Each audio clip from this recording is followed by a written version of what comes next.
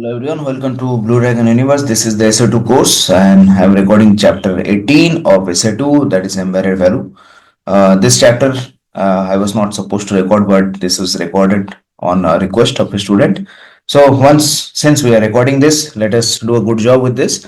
So embedded value, the concept arises because of profit. It is completely related to profit and shareholder. So whenever we speak about embedded value, it should be related to profit and shareholder in any sense. And probably you already remember the definition of profit.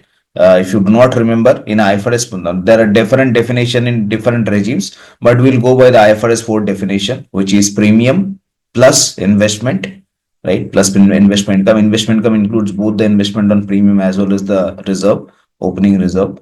So premium plus investment income plus minus outgoes, which is death benefit, no surrender benefit, whatever it is, right? Minus outgoes, minus expenses, and plus or minus change in reserve, right? Change in reserve, if it is reserve is a negative thing. If reserve increases, then it is a negative for the profit of the company. If reserve decreases, it is better for the company, right? It attributes to the profit. So that is what is the IFRS 4 definition. IFRS 4 is an accounting concept and it is based on prudent concept, right? We know that earlier, that is how we used to kind of value our profit and loss. So it is based on prudent concepts. It is the accounting profit, right? But embedded value concept comes into picture because that represents prudent profit and it is not the realistic profit, right? It does not take into account the actual risk of the company, but it take into account more risk for the company than what is actual, right? So that is where, in order to represent the true value of the company, embedded value was created. It is also a defensive measure. Like suppose a company is trading in the stock market, so accounting profit might be much lower, and that might justifies lower share price for that profit. However, if the embedded value would also be considered, then it might be higher because the company might be reporting the accounting profit on much more prudent basis, right? Because the liabilities would be measured on prudent basis in IFRS 4, and that is why the accounting profit or the IFRS 4 profit would be much lower as compared to the embedded value, right? So that is why embedded value can also be considered defensive profit. So here, if we look here, so embedded value concept has evolved over time. Traditionally, it was called traditional embedded value, also known as TEV, which is kind of developed in 1980s, and probably have already kind of gone through the definition in SP2. I'm assuming people who are writing SA2, they have already done SP2 or kind of read through SP2 at least. Otherwise, SA2 is kind of difficult to do. So in that case, embedded value is kind of represented by net value of asset. Net value of asset is basically the IFRS 4 profit that we have just discussed, and the present value of future profit from the existing business. Future new business is not considered, which we are going to cover. If that definition is not clear to you, just wait for a bit. In this course of this, maybe presentation or going through the chapter, you will understand that, right? So embedded value initially was called traditional embedded value, then came in the European embedded value, right? So that the main complaint in traditional embedded value, there was no fixed approach. So everybody is using their own approach and they are determining their own risk and they are determining the embedded value as per will. So it was no apple to apple comparison between companies.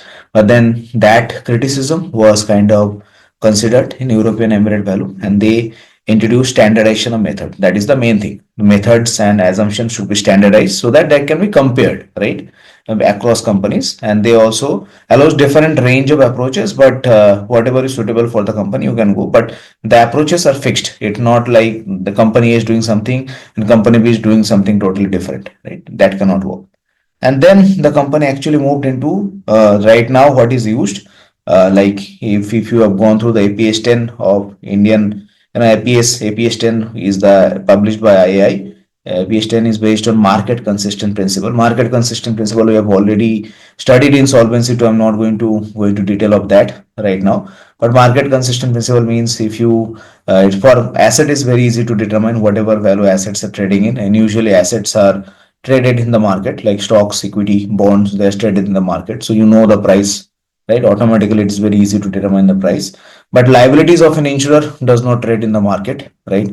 Usually they do not. In UK, of course, there is some secondary market where you can sell your insurance policies as well, but that is only prevalent in UK, not in any other part of the world. So that is why you cannot sell the policy. So you have to, kind of determine the value of your liability using best estimate assumption, right?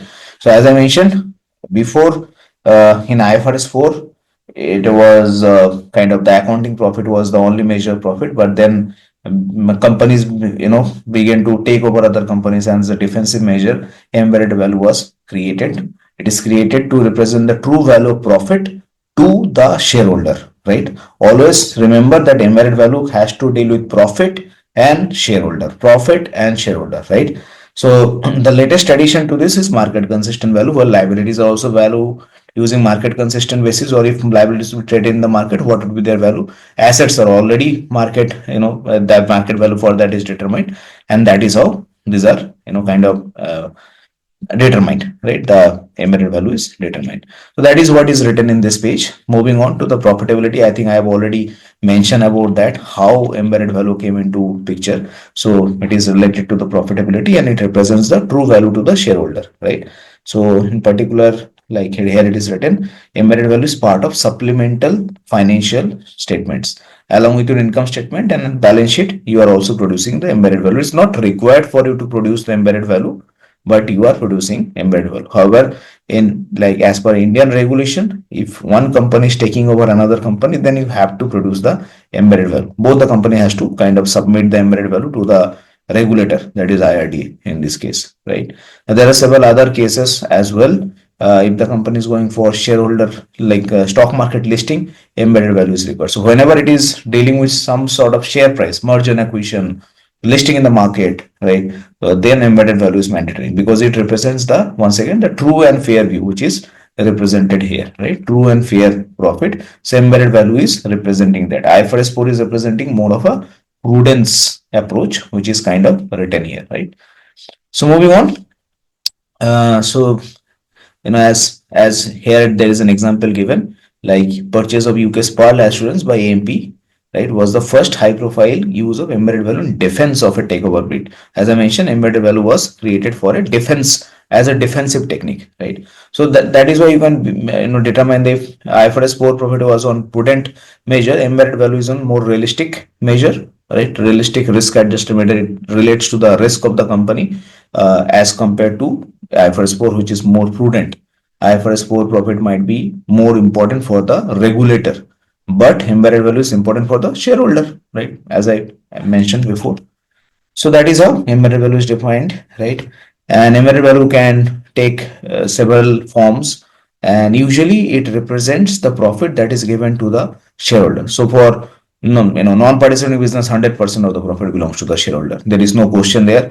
But for participating business, only 10% of the profit belongs to the shareholder, and the present value of that should be considered in determining the present value of future profit. As I mentioned, embedded value broadly, like in all this regime, can be devised as a formula, which is net asset, embedded value equal to net asset, which is once again that the IFRS 4 profit plus the present value of future profit, right? So that is the formula, right? As I mentioned, if your IFRS 4 profit is a prudential measure, is a prudent measure, right? Not prudential, that means something else, is a prudent measure. But if the underlying regime is best estimate, like Solvency 2, like IFRS 17, then there is no purpose for embedded value. Embedded value is useless then. So along with the advent of IFRS 17, when IFRS 17 will hit the Indian market as well, I think 2026, April is the deadline that is given to the Indian companies, that they have to move to embedded value, or they have to leave embedded value and go to IFRS 17. So then embedded value would be useless. These days, companies in Canada, rest of the world, Asia, rest of the Asia, like Indonesia, Hong Kong, they have already done away with the embedded value. That is not needed anymore because IFRS 17 has taken over there, right? So embedded value, there are certain principles which are not required from maybe exam perspective, but you might understand and know those.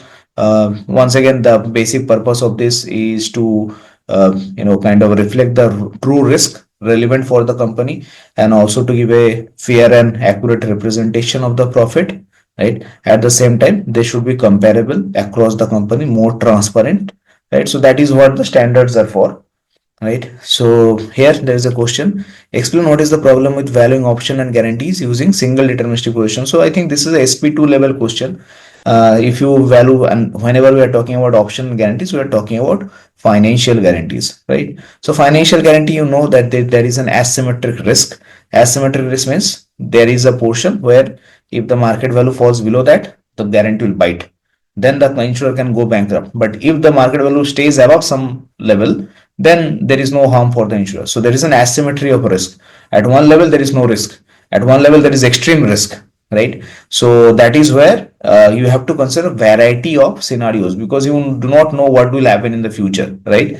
So if you just consider one scenario, which is the deterministic case, the guarantee may not bite. Your cost of guarantee will be zero, right? But if you have to do proper valuation of option and guarantees, which is another two techniques that are considered in SP2, that is, the option premium method, and I think the stochastic processing. Usually in real life, you use stochastic processing, right? Stochastic processing is like usually 10,000 scenarios will be used. Your fund value will be projected in 10,000 scenarios. Then whatever guarantee you've given, suppose you've given 3% guarantee or 4% guarantee, then your fund value will be projected using that. Wherever you have obtained shortfall, those shortfall will be averaged and they will be brought to the present value, and that will become your cost of guarantee, will be added to the reserve, mathematical reserve. In as per the Indian actual standard, there is GN 22, right? Guidance note 22, which you need to read if you want to understand how this guarantees are determined, like this cost of guarantees are determined, right? So that is why it is stochastic. It considers multiple scenarios because of the asymmetry of risk, right? One scenario may not capture the asymmetry. In fact, it will never capture the asymmetry, right? If you have to consider the asymmetry, you have to consider multiple scenarios in which one scenario might go down the guarantee, one scenario go up the guarantee, above the guarantee, right? So that's how it works. MCB principles, there are 17 MCB principles which are based on the 12 EV principles. So there is evolution from embedded value from TV to EV, from EV to MCV. MCV is the market considered embedded value. As I mentioned, you need to kind of go through this, understand what this is, but these are not required from exam perspective, right? But if you want to understand this and want to remember this, perfectly fine. So this is what is stated, a definition of how embedded value should be calculated. There is a diagram for that, and I hope that diagram is present in this chapter. If not, then I am going to draw that diagram for you. That will represent, that there will be the liability will be on one side, and then there will be required capital, then there will be free surplus, right? Then from the capital, there will be some cost of capital that will be deducted, right? And then there will be PVIF, which is the present value of in force, right? Or also known as present value of future profit. So that is what we are going to see in a bit. Okay. So definition of what business are covered in embedded value. Suppose a company has different groups. The company also sell chocolate or also sell reinsurance. Embedded value would not consider the chocolate one, right? So you have to consider the definition. How embedded value will be calculated? Obviously, that is very important. Split of embedded value between net asset and present value of shareholder interest. In this case, PVIA, present value of future profit. You can call it. There are multiple names for that. And net asset is the IFRS 4 profit. I think by now that should be clear. For the split of asset into free surplus and the asset that is required to support the required capital. So asset that is free surplus means it is not supporting any liability, it's not backing any liability.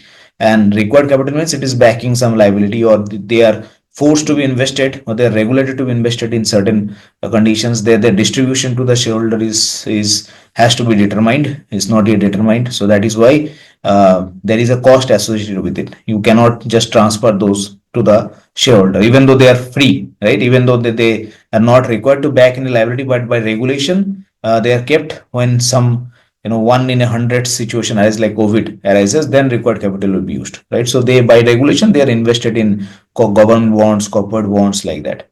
Cost is inclusion of cost holding their required capital. As I mentioned, there is a cost because you cannot transfer those to the shareholder is also losing money because those are invested in bonds and not in equity. There is an opportunity cost as well, right? So different regimes have different cost, and that is how it works, and that is, we're going to see that in a bit, right? Just remember this component, the principle of setting and reviewing appropriate assumptions, as is the case for any actual method. Then the principle of allowing with profit business and the level of future bonuses, how you determine that. Once again, that depends on your with profit, business policy.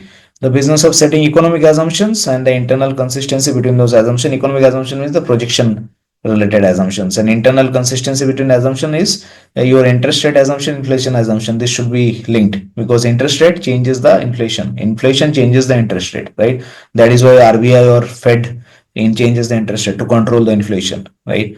So maybe if you are aware of the market news, recently RBI is pushing liquidity into the market, so that means they will be reducing different interest rate. So that is why there should be a consistency between inflation, interest rate.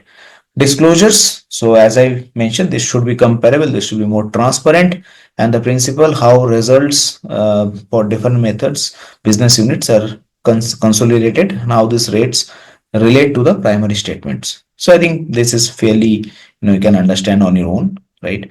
Semi value definition, coverage and component. Example of EV can be illustrated by the EV principles. Under these principles, the EV is the present value of the shareholder interest, present value of future profit once again, right? And allocated to the covered business. Covered business means what, for which embedded value is being calculated, right? As I mentioned, for chocolate business, embedded value will not be calculated, right? Why embedded value is required? Because in life, that's the very nature of life insurance. Embedded value is not calculated for general insurance, which is short term in nature. Embedded value is, it is not that mathematically cannot be calculated, can be calculated, but it's short term. That is why it is not calculated, right? For long term business only, where the service is provided for a multiple years, and only then, because when the service period has expired, when the death has happened, maturity has happened, only then you can actually recognize whether this policy has made profit or loss.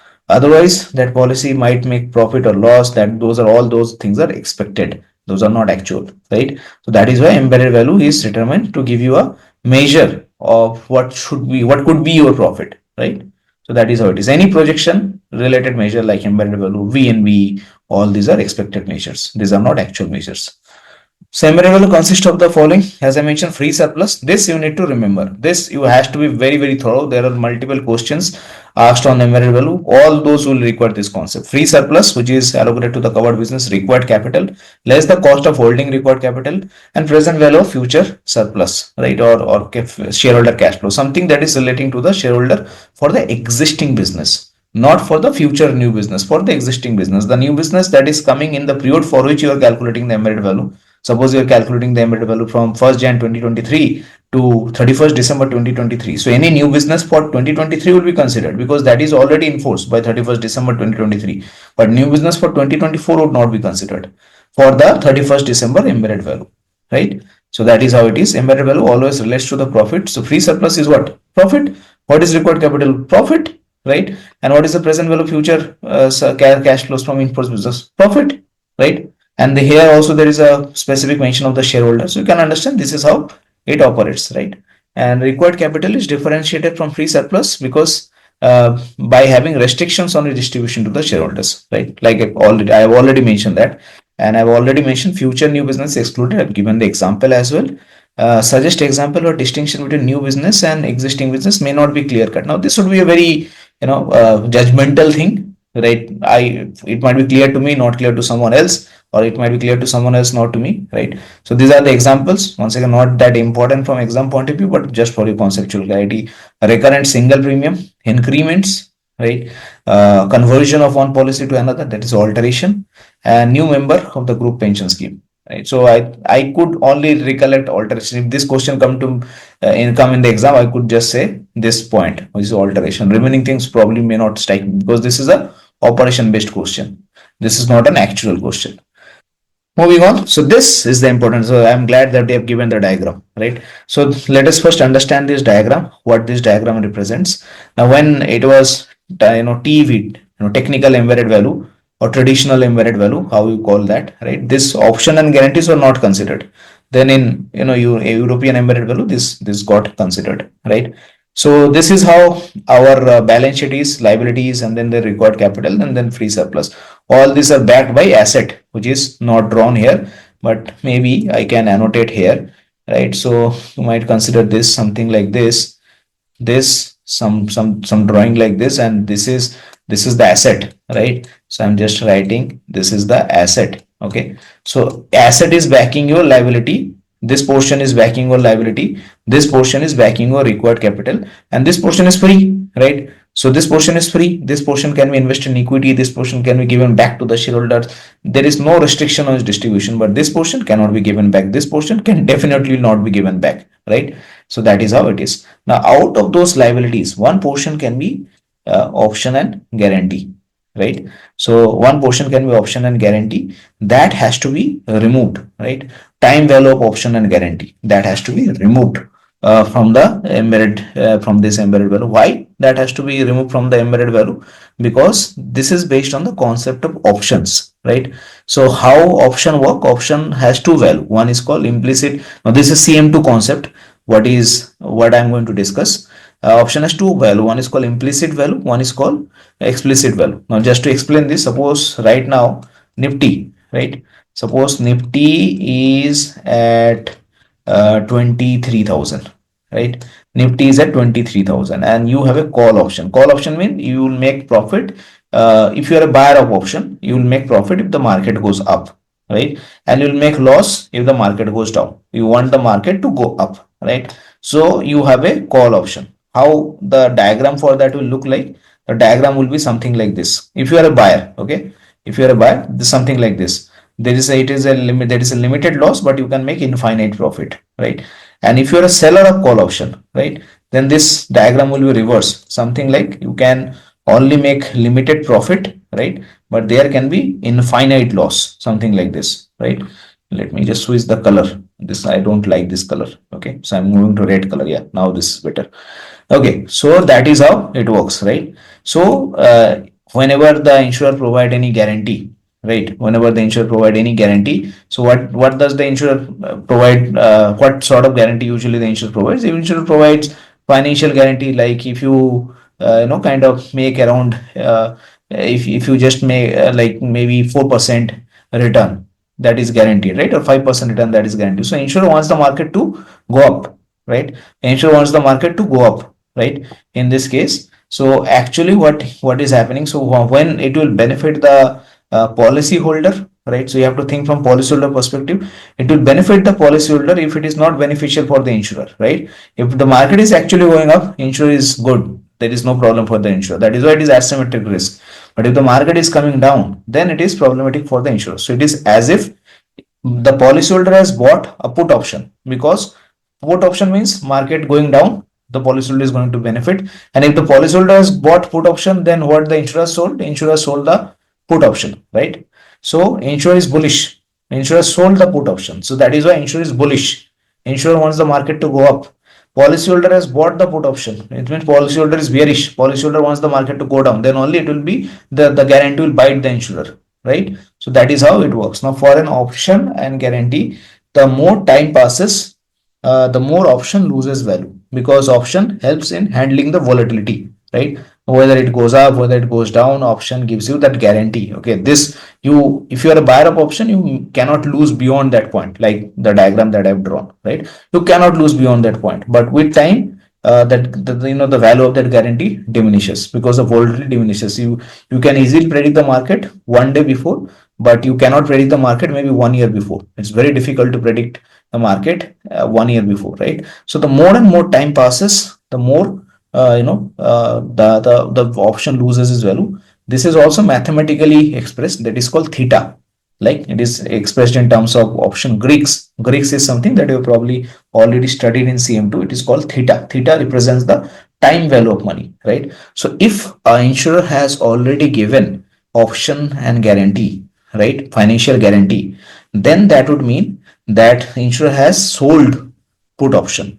If the insurer has sold put option, right, so insurer would for an embedded value is determined, right? So if the insurer determines the embedded value, then the embedded value will be capturing that time value of. So for a seller of option, time value theta is good, theta works in the favor, and for a buyer of option, theta works against against the option, right? So for a buyer of option, theta is kind of going against the buyer, right? And for seller, it is working in favor. Insurer is a seller. So if the embedded value will be calculated, then embedded value will also consider the this entire time value. But embedded value is obviously calculated at a particular time, right? Say like in our example, 31st December 2023, and we are assuming the embedded value to be calculated for say next 100 years, right? Assuming the insurance company will stay in business for next 100 years. So whenever we are calculating the embedded value, it is capturing all the time value, which is incorrect, because we need the time value till 31st December. So that is why time value on option and guarantees will be deducted, right?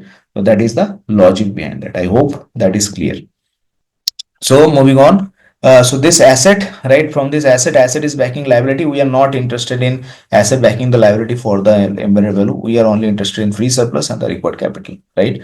And the profit PVIF, right? From there, there will be some deductions. What are those deductions? Cost of capital, this time value of option and guarantees, those would be deducted, right? So then eventually we'll be having this component, which is free surplus. From there, we are deducting this, the cost of capital, required capital minus the cost of capital. That is the other component.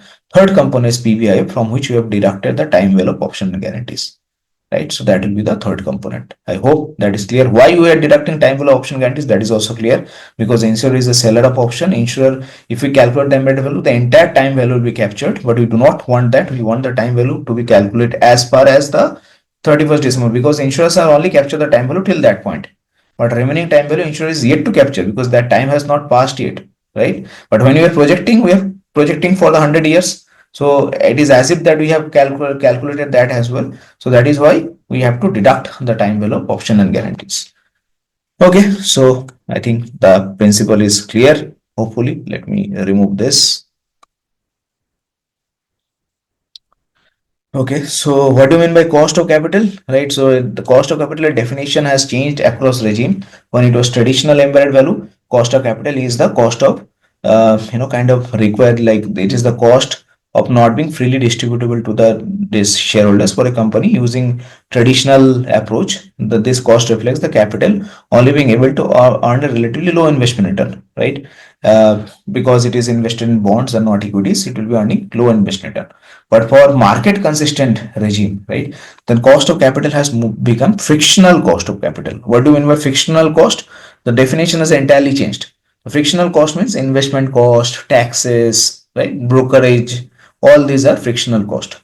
So whatever capital you are maintaining, now the cost is not because of, you are the investor, the shareholders are not able to earn more, right? Now the regime is saying that whatever brokerage, investment tax, etc., like there are so many taxes, right? LTCG, STCG, STT, GST, so many taxes that is applicable for Indian market. So all those taxes are considered here. Why? The question is why? Why the insurer has moved from cost of capital, which was kind of an opportunity cost of capital, to frictional cost of capital?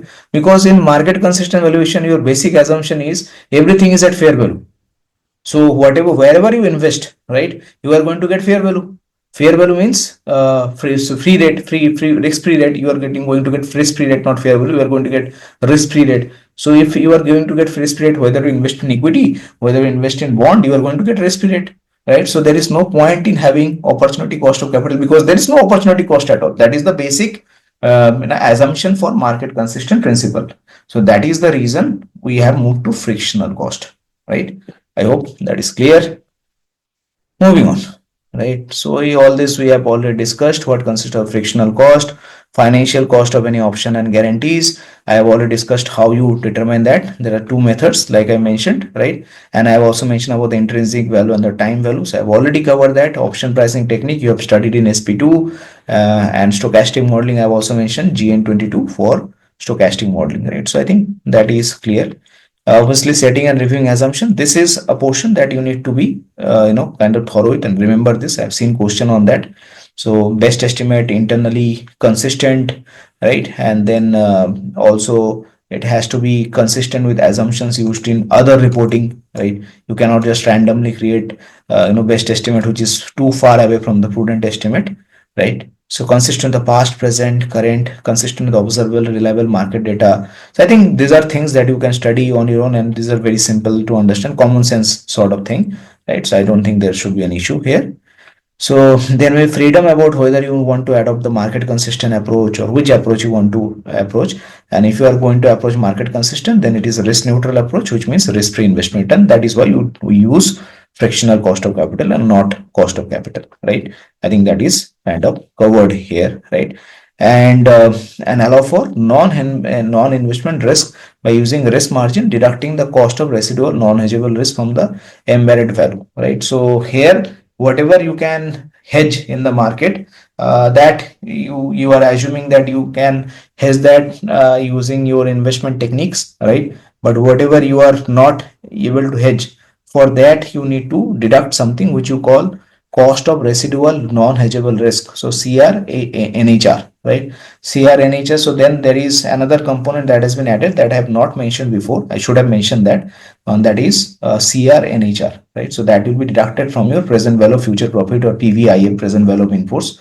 So from PVIF, CRNHR, that is cost of residual non-hedgeable risk, could be deducted, and the cost of guarantees, right? Cost of guarantee, TVOC, time value of option guarantee, that will be deducted, and from the required capital, and then there will be free surplus from which nothing is deducted, and then from the required capital, cost of frictional cost of capital will be deducted, right? So all this, after this deduction, whatever is left would be added to the net asset, right? And that will give you the embedded value.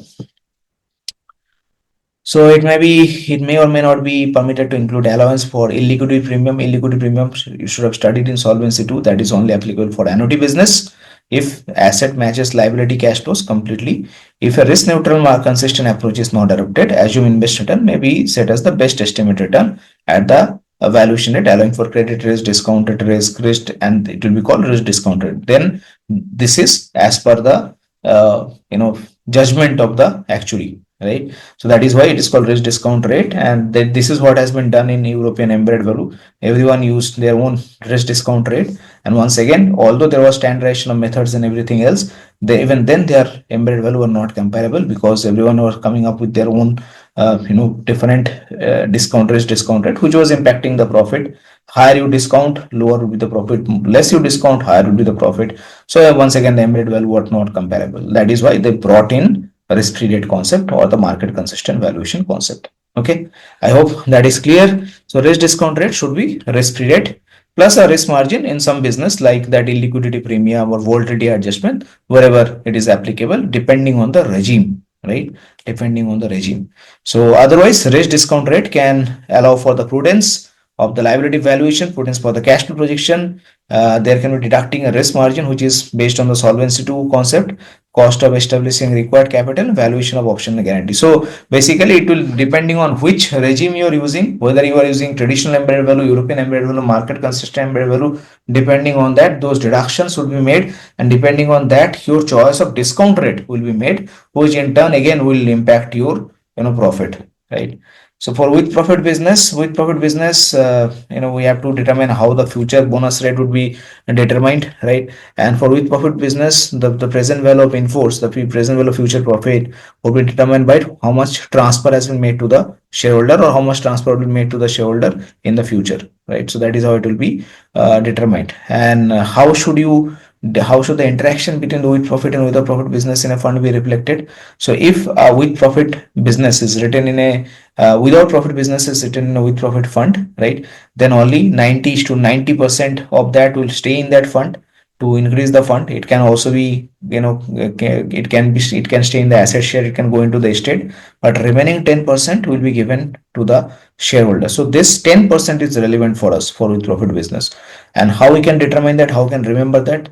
Because whatever goes to the shareholder, as I mentioned, embedded value is a concept that is dependent on the shareholder, right? Or that relates to the shareholder. So whatever goes to the shareholder, that will be the component that embedded value will consider.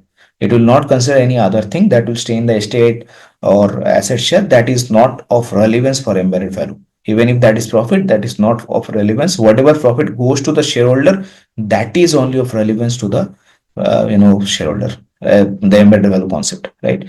And bonus rate, I think once again, bonus rate would be studying in the with profits chapters, but you can determine, obviously bonus rate is determined on the best estimate basis. When determining bonus rate, your main aim is to kind of give the almost the entire asset share, like 90% of the asset share has to be given, right? So that is how it is. But then you also have to determine how much level of smoothing you want, how much you are going to transfer to the estate, and how much you are going to keep in the asset share, right? So that will determine the bonus rate. It is usually done in best estimate basis, which is also written here, right?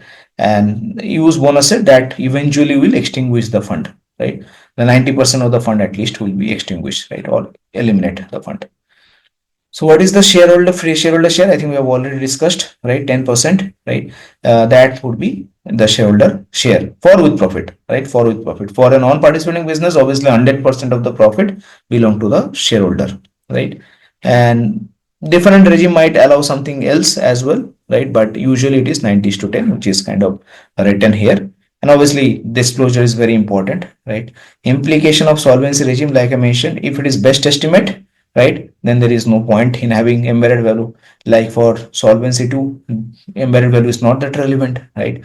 But still there can be some profit emerging in pvif. How profit can emerge from pvif? If there is solvency, if the profit are expected beyond solvency to contract boundary. Now this brings to the concept what is contract boundary, which is part of this course, which I think which is the first or second video in our course. So I'm not going to go into that, but just to give you a simple example, contract boundary means when pricing the product, whatever cash flows you have considered, right, that is called contract boundary. There is a definition of contract boundary, actual definition, which is very difficult to understand. At least I have never understood that definition, which means when the insurer can unilaterally terminate a contract, right? That means that basically means whatever, whenever pricing, whatever cash flows you are considering in your pricing, that is your contract boundary. Now few contracts can be altered, as for example, the sum assured can be increased after medical writing, the term of the contract can be increased after medical writing. So then those contract will produce additional profit, which may not be considered initially in the premium. If that is the case, then that profit is beyond the solvency to contract boundary, right? And that profit would be part of the PVIF, present value of in force. Okay. Then the difference between the best estimate investment return assumed in the embedded value position and the discount rate. Usually this would be the same, right? Usually this would be the same, but if there is some adjustment that you've done, right, like volatility adjustment, matching adjustment for annuity block, right, illiquidity premium. So if there is if there is some adjustment that you've done, then obviously your liability, best estimate liability will be lower than actual realistic experience, and in that case, that profit will emerge, right? That profit will be emerging, and then that profit will contribute to your PBIF. And for with as I mentioned, for with profit business, the transfer to the extent of the own funds. Own fund means the own funds is your free surplus plus the required capital, right? That is your own fund. So out of that, how much is relevant for the shareholder? In this case, for with profit, it is 10%, as you already know, right? And the release of the risk margin. So risk margin is the margin of like it is the like the MAD or PAD for the best estimate liability. So that will be definitely released, right? That will be released if your experience is equal to your best estimate. The risk margin which you have kept just to cover the assumption, if the assumption goes beyond best estimate, then risk margin will come. So that if the actual expense is actually equal to the best estimate, then risk margin will be released, right? So risk margin will definitely be part of your PVIF, right? So PVIF will actually this first three points will not be usually not be there, right? So it will always be the risk margin, present value of the risk margin, right? As simple as that. So under Solvency II, the required component, right, required capital component, how VB calculation would be the solvency capital requirement like SCR, and SCR consists of the MCR, right? So that you have studied in Solvency II, right? And free surplus we have already studied. It is a portion of the own fund which is not required to back anything, right? Explain why the word shareholder is important in the sentence above, and this is too clear to us, should be clear, because that is where we are concerned with the embedded value. It is for the shareholder, it is created for the shareholder, right? So with the decreased size of the PVF component under Solvency 2, because earlier everything, the prudence, the entire prudence would be part of the PVIF, right, in traditional embedded value, European embedded value, but now that is because the reserve was in prudent basis. Now it is on best estimate basis. The reserve is negative, right? So if it is written in profitable terms, so reserve would be negative. So if the reserve is negative, then only the risk margin would be released, right? So that is how the for best estimate regime, the PVI component will be much smaller as compared to the previous the traditional embedded value or the European embedded value, right? And if there is no PVIF, somehow the PVIF, there is no risk margin at all, then there is this is like doing analysis of surplus, right? Because there is no future profit that you are considering. You are considering the profit for the period, which is the net asset, right? So this is like the analysis of surplus. This is not like, this is exactly the analysis of surplus, right? So in embedded value, we will study something called analysis of change, which is kind of an evolved variation of analysis of surplus, right? Which looks into the future profit, right? Analysis of surplus, we consider for the period only, like 1st Jan 2023 to 31st December 2023, and the PVI component represent from 1st Jan 2024 onwards, maybe for the next 100 years, as I was giving the example. But if there is no PVI, PVI is zero, right? So then it only represent 1st Jan 2023 to 31st Jan 2023, right? So this is the definition of embedded value: free surplus plus required capital minus cost of holding capital plus PVIF, right? And if it market consistent, as I mentioned, from here CR NHR would be deducted, time value of option guarantees will be deducted, right? That is probably not given in the book. That is, I'm talking about that from experience, but that would be deducted from the PVIF. I've already given the reason for that, right? So this is the definition of own funds. I have already given the definition: free surplus per plus SCR, right? That is the definition. And embedded value is only deals with the profit, embedded value. So this is own fund minus SCR. This is the free surplus. Basically, own fund minus SCR is the free surplus, which you understand, that is the profit. SCR plus risk margin minus risk margin means it is the only SCR plus PBI. So whatever is the future, this represents the future profit, this represents the profit over the liability, right? And this represents the free profit. So everything that is in profit deals with embedded value, right? So I think that is clear. That should be clear. And then some life insurance companies in the jurisdiction of Solvency II has implemented as no longer report on embedded value basis, because best estimate basis, right, is no longer required, as I mentioned. Outline the possible benefits of bringing these processes in line. Which processes they are talking about? Companies that do continue to produce embedded value have likely aligned their embedded value reporting with the Solvency II process. Yeah, so if you are doing it on best estimate basis, you can skip the entire exercise of embedded value. Then your IFRS, or the Solvency to profit by the above formula, by the IFRS 4 formula, that will represent your kind of profit, right? So creation of efficiencies for reporting process and resource synergies. Solvency to implementation provide firms with opportunity to get better process in order. I think all these are generalist point, right? So you can go through that, you can understand that. I don't think that is worth reading this is not conceptual, so I am skipping that. But yeah, of course you can read that for your own understanding, right? So analysis of change, like I mentioned, analysis of change is an evolved version of analysis of surplus. So it has, it's parallel with the analysis of surplus, right? So what does analysis of change consist of? Whatever is the component of the embedded value, those change in those component, right? So it straight away consists of this return on net asset. So at the start of the year, you will have an net asset, right? Opening balance for the profit, and that amount will capture some interest. So that is the return on net asset. This is an interesting concept, which is expected return on in-force business. This is also known as unwind, right? So if you have mentioned in your CV, you have worked in embedded value, chances are you will ask this question: what is unwind? So that we need to understand in detail. Experience variance means your extract has changed from the prior quarter, or prior period. You have moved to the current period. So whatever, all the actual deaths that have happened, all the actual lapses that have happened, that now you're taking into consideration. That is experience variance. Basically means change of extract.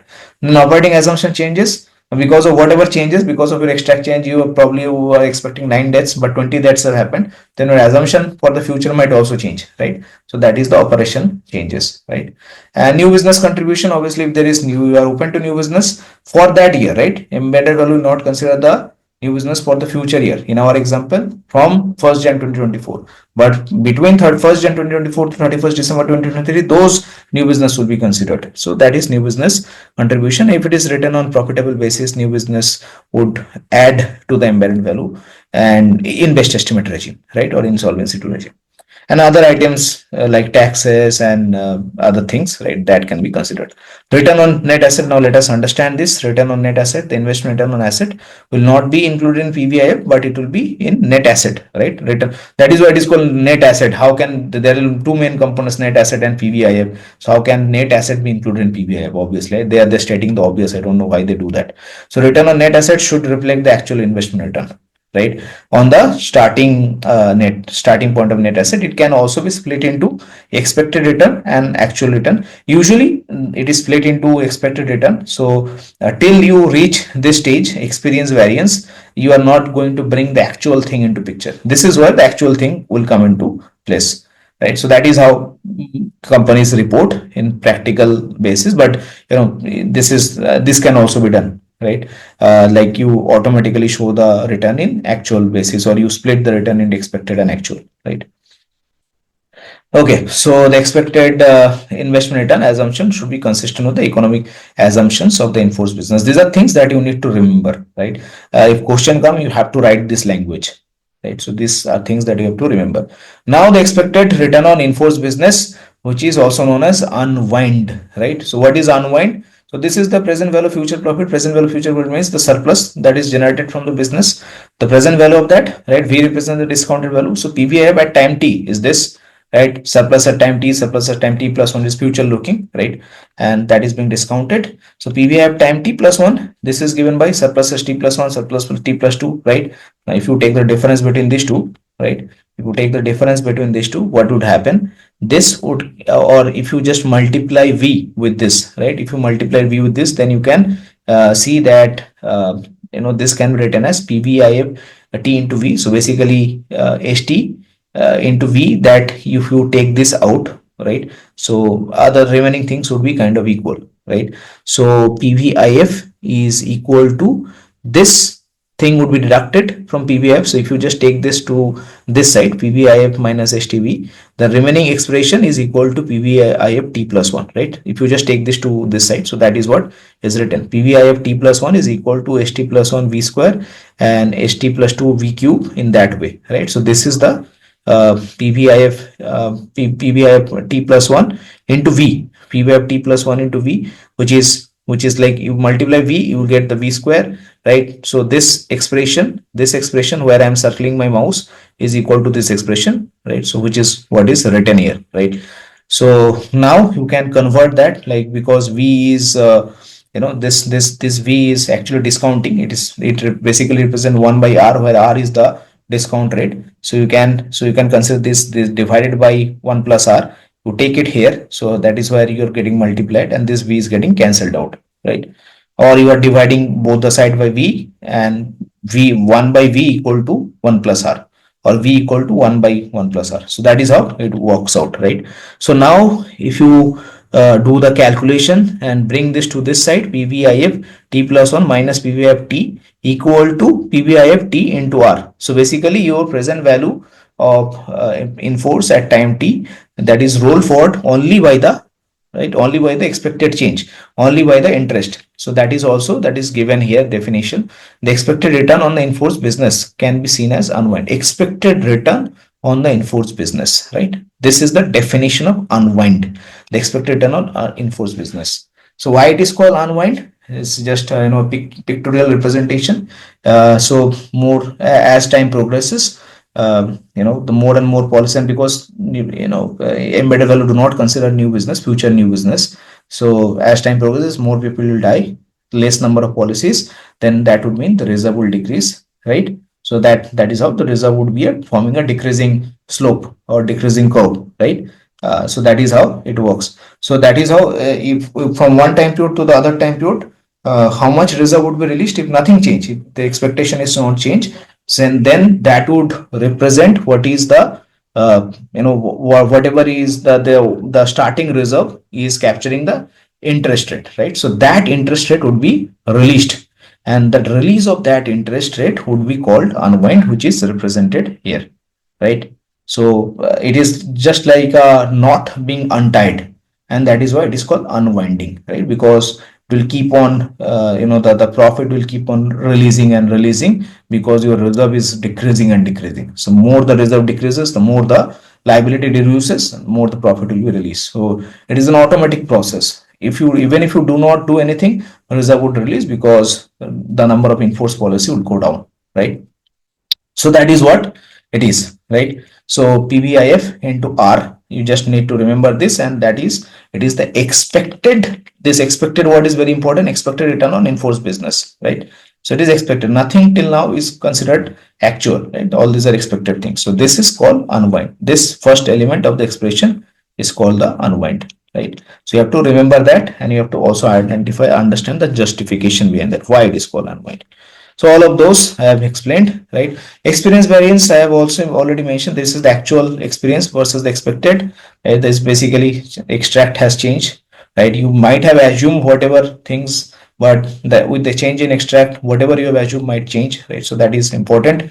And this variance may be split into economic and non-economic. As I mentioned, the net return on asset, right? The actual component is actually considered here in real life scenario. But of course, you have to write in bookish language. You do not write the real life scenario here. Okay. You just need to write that it can be split into economic and non-economic, that is financial and non-financial. Okay. Then operating assumption changes I mentioned, depending on how many people have died, lapsed, etc. You can change your assumption, that is mentioned here. As you can see, this is very, very similar to the analysis of surplus, right? Explains why changes in projection experience basis will normally not impact the net asset, because net asset is for the period, experience basis is for the projection. Why would it impact, right? So that is how it is. I think same answer is written here. New business contribution. So I already mentioned new business for that period, right?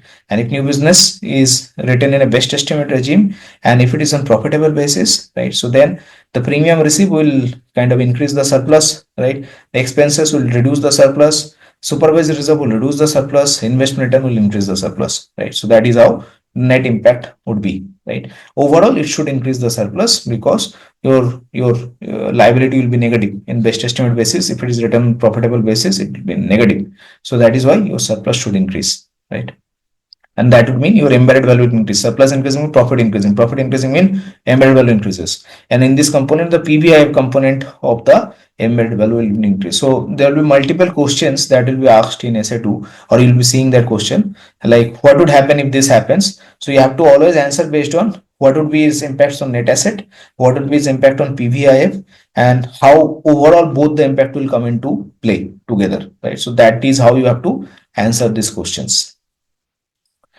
Okay, so list the items that would contribute to a change in net asset component of EV over the reporting. We have already studied all the components, right? So what is there that is new thing that is going to study? But yeah, of course, there will be some new things which I have not studied, and that is why this question is very important. Remember and memorize this question. If this question comes or something similar to this, then you have to regurgitate this question answer, right?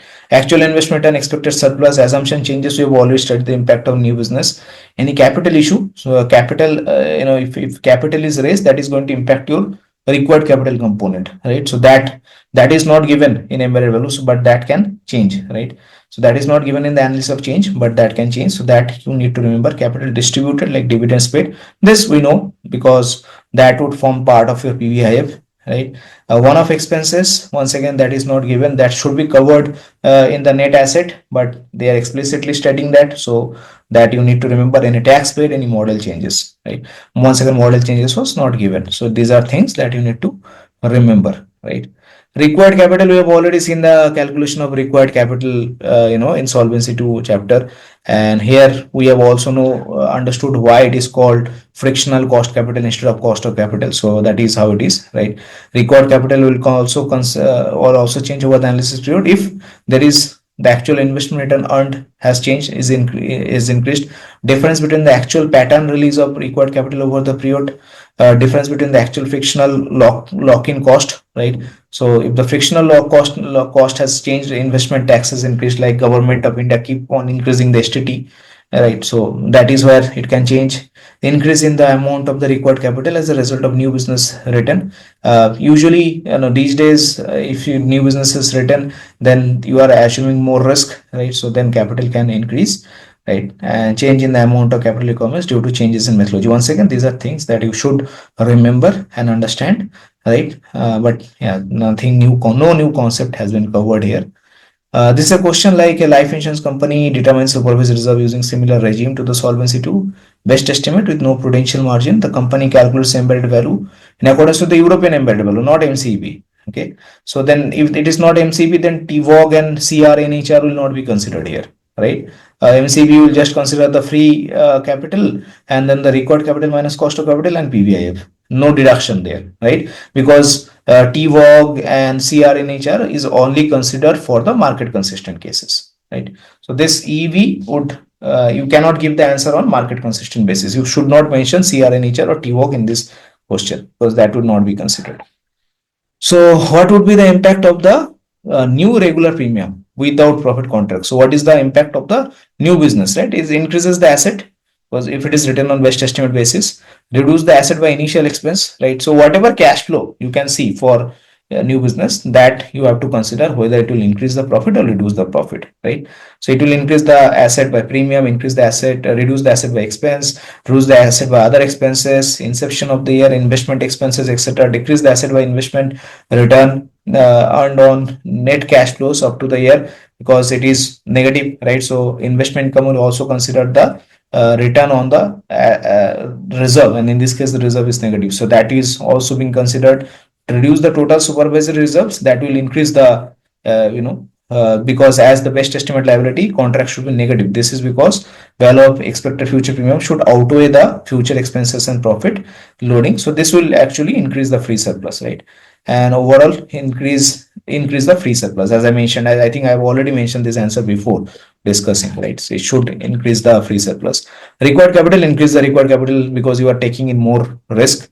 And change in PVIF, no impact, right? As there is no prudential margin, because in Solvency II there is no prudential margin unless there are contract boundaries. You can see those 3 points from which this answer is written, right? So that is why those 3 points were very important. Okay, moving on.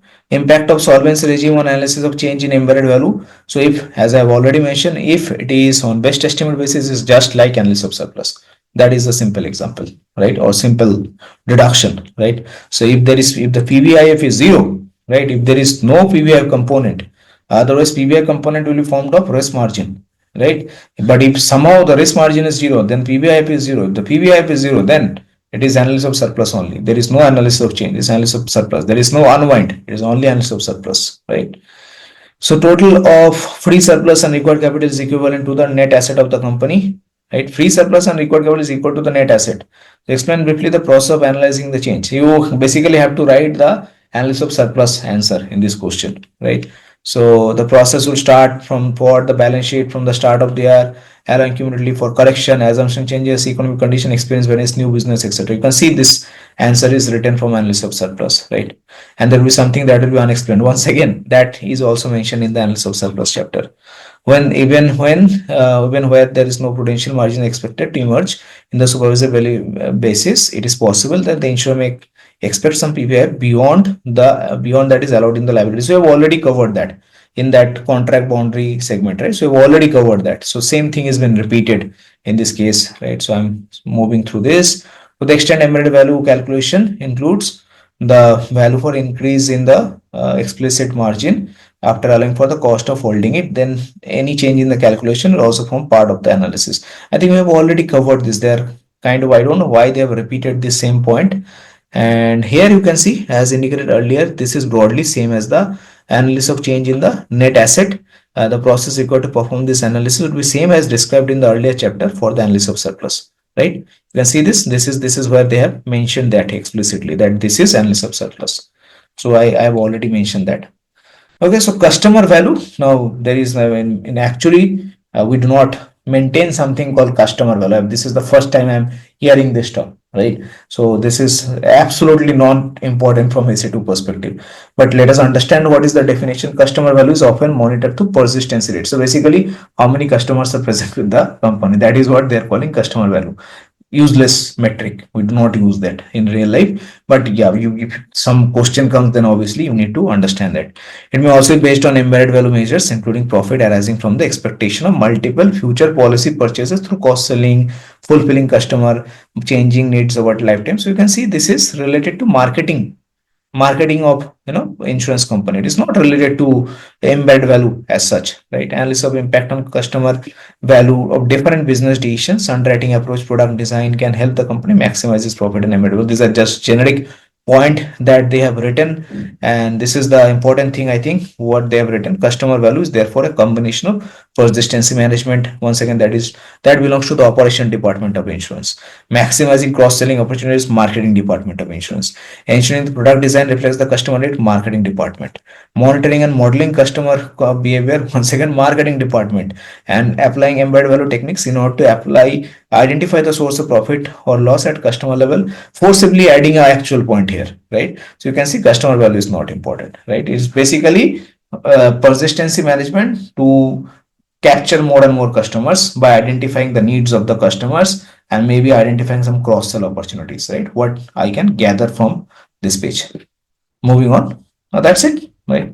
So I believe this is a fairly simple chapter, right? And I hope I have explained this chapter well enough so that you are able to understand this.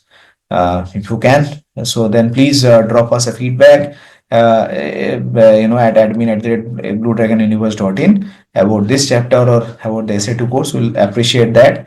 Positive, negative, how we can improve that. We are really looking forward to that. And if you like this, please tag us, tag our LinkedIn page, Blue Dragon Universe, and celebrate this with the world. See you in future videos.